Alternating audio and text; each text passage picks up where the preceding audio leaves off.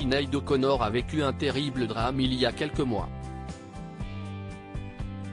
Son fils, Shane, âgé de 17 ans, a été retrouvé mort.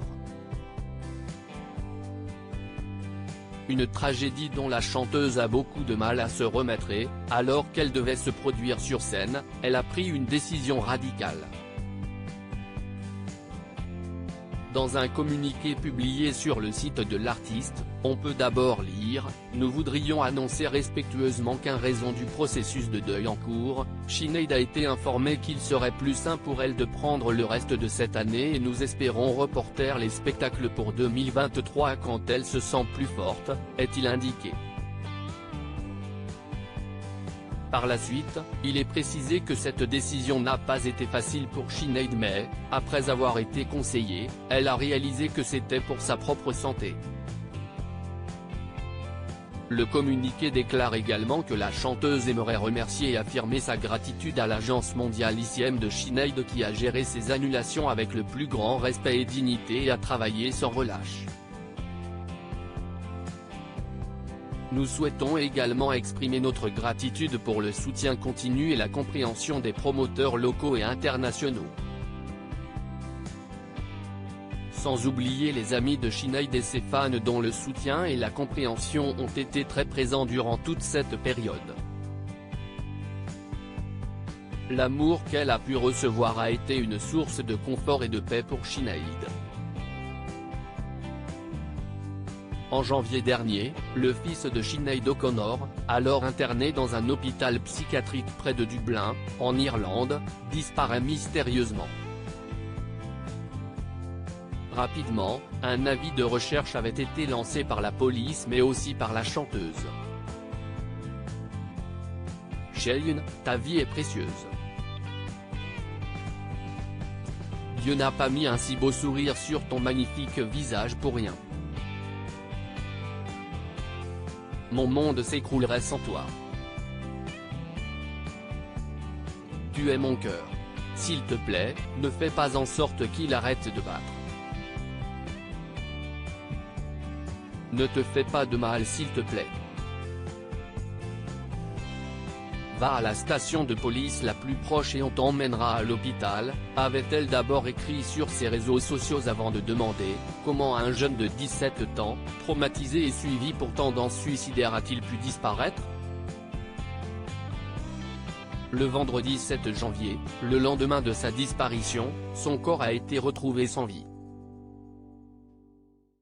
Un véritable drame pour Sinéad O'Connor qui avait rapidement expliqué qu'elle voulait le rejoindre. J'ai décidé de suivre mon fils. Il ne sert à rien de vivre sans lui.